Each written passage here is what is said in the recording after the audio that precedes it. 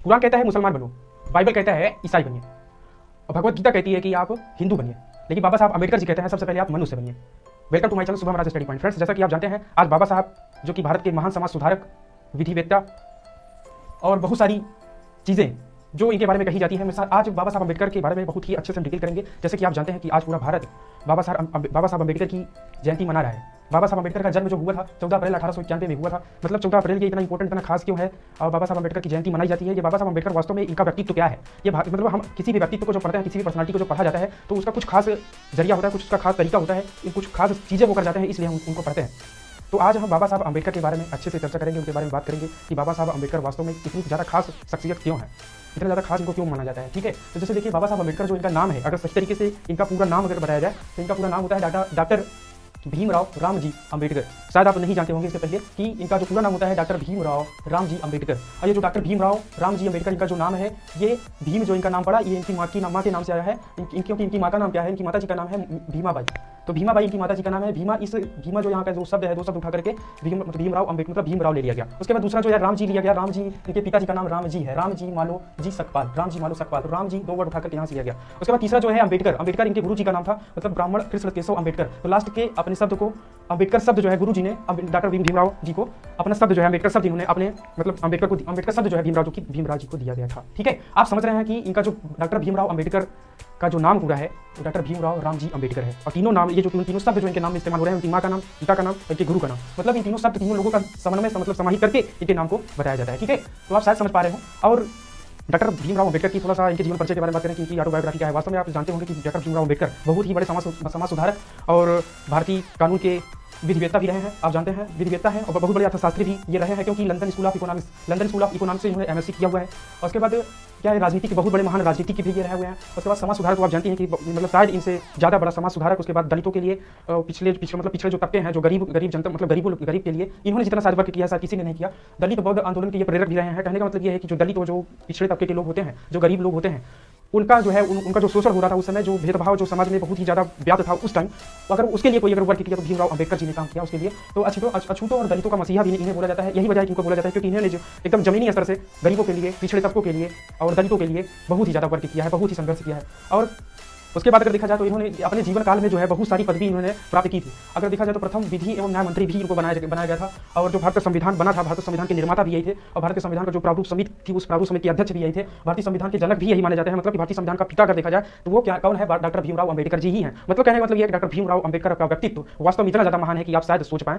तो हम इनको क्यों पढ़ रहे हैं, किस लिए पढ़ रहे हैं, ये जानना बहुत जरूरी है। क्योंकि देखिए, अगर हम एक स्टूडेंट हैं और एक मान लीजिए कि हम शिक्षा से जुड़े हुए हैं या नहीं जुड़े हुए हैं, वैसे भी अगर हम भारत में रह रहे हैं तो भारत के जितने भी महान व्यक्तित्व हुए हैं, जो हमारी आज़ादी, जो हमारा देश जो आज़ाद हुआ था, उसके बाद आज हम इतनी ज़्यादा स्वतंत्रता के साथ हर एक कार्य को कर पा रहे हैं, जितने भी सामाजिक, आर्थिक, राजनीतिक, सांस्कृतिक व्यवस्था जो हमारी है इतनी सुदृढ़ तरीके से, इतनी सही तरीके से चल पा रही है, तो वो केवल देन किसकी है? डॉक्टर भीमराव अम्बेडकर की है। अगर वो कानून नहीं बनाते, नियम कानून अगर इस तरीके मतलब इतना अच्छे तरीके से अगर संजोए नहीं होते, तो आज हम इस तरीके से बहुत ही अच्छे तरीके से अपनी लाइफ को सर्वाइव नहीं कर रहे होते। ये बहुत अच्छे से आप समझ रहे हैं। तो मेरे कहने का मतलब सिर्फ इतना है कि अगर डॉक्टर भीमराव अम्बेडकर को अगर हम पढ़ रहे हैं, इनके जीवन काल को पढ़ रहे हैं, उसके बाद इसी तरीके से जितनी भी पर्सनालिटी भारत में, जैसे डॉक्टर भीमराव अम्बेडकर जी हैं, उसी प्रकार से भगत सिंह हैं और सरदार वल्लभ भाई पटेल जी हैं, सुभाष चंद्र बोस जी हैं, नेहरू जी हैं, महात्मा गांधी जी हैं। तो इन जितने भी हमारे समाज सेवी रहे हैं, जिन्होंने भारत की आज़ादी के लिए, भारत को जो हमारी शासन व्यवस्था है इतनी ज़्यादा सुदृढ़ तरीके से अभी चल पा रही है, इसके लिए जिन्होंने संघर्ष किया है उनके बारे में जानकारी हम लोग को बिल्कुल होना चाहिए। आप स्टडी कर रहे हैं, नहीं कर रहे हैं, आप शिक्षा से जुड़े हुए हैं या फिर नहीं जुड़े हुए, अगर आप भारत में रह रहे हैं तो आप इनके बारे में आपको सटीक एकदम सही जानकारी होना बहुत ही जरूरी होता है। क्योंकि अगर भारत के जो महान व्यक्तित्व रहे, अगर उनके बारे में सही जानकारी आपको नहीं है तो आपको बहुत सारे ऐसे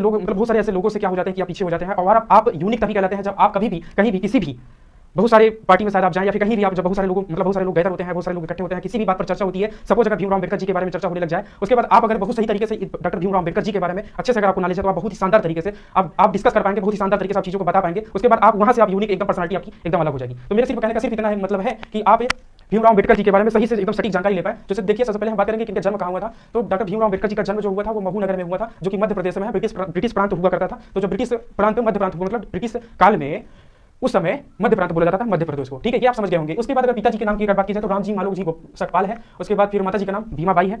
फिर उसके बाद इनकी पत्नी का नाम था रामाबाई। तो इनकी पत्नी जो थी इनके शादी के कुछ सालों के बाद ही इनकी मतलब जो पहली पत्नी थी इनकी डेथ हो गई थी। उसके बाद दूसरी शादी उन्होंने किया था। तो सविता अम्बेडकर उनका नाम था। सविता जो थी इनका सारदा नाम था, लेकिन शादी होने के बाद इनका सविता नाम रख दिया गया, मतलब सविता नाम हो गया। और ये जो सविता अम्बेडकर है ये वास्तव में एक ब्राह्मण महिला थी। तो कहने का मतलब कि इन्होंने इतना ज़्यादा संघर्ष किया था, इतनी ज़्यादा मेहनत किया था दलितों के लिए, पिछड़े तबकों के लिए, गरीबों के लिए इतना ज़्यादा संघर्ष, इतना मेहनत किया था कि आप सोचिए कि इनकी जो शादी हुई थी वो लास्ट में जाके मतलब कि कुछ टाइम के बाद जब इनकी शादी, सबसे पहले मतलब महार जाति के थे ये जो थे। सबसे पहली बात आप ये समझ जाइए कि ये महार जाति थे। महार जाति जो है थोड़ा सा पिछड़ी जाति मानी जाती है, लेकिन वास्तव में कोई पिछड़ा होता नहीं है, आप अच्छे से समझ रहे हैं। ठीक है, तो महार जाति और पिछड़ी जाति मानी जाती है। तो ये महार जाति से सबसे पहले जो की शादी हुई थी महार जाति की महिला से हुई थी, लेकिन बाद में जाकर के शारदा अम्बेडकर मतलब सविता अम्बेडकर से शादी हुई जो कि एक ब्राह्मण महिला थी। तो आप समझ सकते हैं कि इन्होंने कितना ज़्यादा संघर्ष किया ताकि एक ब्राह्मण महिला जो है इनसे शादी किया। उसके बाद एक ब्राह्मण जो एक इनके जो गुरु थे उन्होंने अपना शब्द जो है, अपने नाम का शुद्ध शब्द जो है लास्ट का अम्बेडकर जो शब्द है, उन्होंने अपना शब्द भी किसको दिया, अम्बेडकर साहब को दिया। आप अच्छे से इन चीज़ों को समझ पा रहे हैं। तो इन्होंने संघर्ष किया है, बहुत ज़्यादा संघर्ष किया है। मैं आपको इनकी एक स्टोरी बताऊं तो कहने का मतलब ये है कि जब ये अपनी क्लास में एंट्री किए तो वहाँ के जितने भी स्टूडेंट थे सब उठ करके बाहर चले गए। उसका रीजन सिर्फ ये था कि ये दलित थे।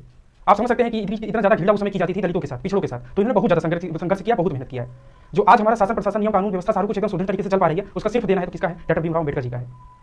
तो आप थोड़ा सा इनके बारे में समझे कि वास्तव में इनका जो पद है वो मतलब इनकी शिक्षा व्यवस्था के बारे में बात करेंगे कि इन्होंने कहाँ से शिक्षा प्राप्त की जो इतना महान बने। आप सोच सकते हैं कि कोलंबिया विश्वविद्यालय जो कि न्यूयॉर्क में है, अमेरिका में जाकर इन्होंने पढ़ाई की। वहाँ से कौन सी डिग्री, एमए और पीएचडी की डिग्री अमेरिका यूनिवर्सिटी से, मतलब अमेरिका की एक यूनिवर्सिटी कोलंबिया यूनिवर्सिटी से उन्होंने इसकी डिग्री प्राप्त की। आप सोच सकते हैं कि इतना दलित और इतना पिछड़ा एरिया से आने वाला एक बच्चा जाके वहाँ पीएचडी डिग्री प्राप्त करता है। आप समझ सकते हैं बहुत बड़ी बात है अपने आप में। डॉक्टरेट की उपाधि वहीं मतलब लंदन स्कूल ऑफ इकोनॉमिक्स, वहाँ से एमएससी और बीएससी की डिग्री मतलब वहाँ से डॉक्टरेट की उपाधि वहीं से प्राप्त किया। मतलब कोलंबिया और लंदन, अमेरिका और लंदन दोनों जो विश्व के महान देश हुआ करते थे उस टाइम, वहाँ जाकर इन्होंने अपनी शिक्षा व्यवस्था जो अपना डिग्री वहाँ पे मतलब प्राप्त किया। आप समझ सकते हैं कि वास्तव में ये कितने ज़्यादा स्किलफुल माइंड थे। आप समझ सकते हैं चीज़। उसके बाद देखिए विधि, अर्थशास्त्र और राजनीति विज्ञान में इन्होंने शोध कार्य भी किया था, विधि, अर्थशास्त्र और राजनीति विज्ञान में। उसके बाद एक ग्रेज क्या है, ग्रेज इन एक यूनिवर्सिटी का नाम है, वहाँ से बैरिस्टर ला मतलब कि ला की उपाधि भी वहाँ से प्राप्त किया, मतलब ला भी किया इन्होंने। आप समझ सकते हैं कि ला भी किया। उसके बाद कानून नियम सारा सब कुछ पढ़ने के बावजूद इन्होंने एमएससी भी किया, एमए भी किया। आप समझ नहीं सकते कि किस तरीके से स्किलफुल इनका माइंड रहा होगा। उसके बाद देखिए जब इन्होंने इतनी डिग्री तो प्राप्त कर लिया, ये इनकी शिक्षा व्यवस्था के बारे में बात हो गई। उसके बाद लास्ट में अगर फाइनली हम देखें तो इन्होंने क्या किया था कि जो दलित समाज था इनका, जो पिछड़ा समाज था, उसके लिए इन्होंने संगठित एक प्रयास किया था।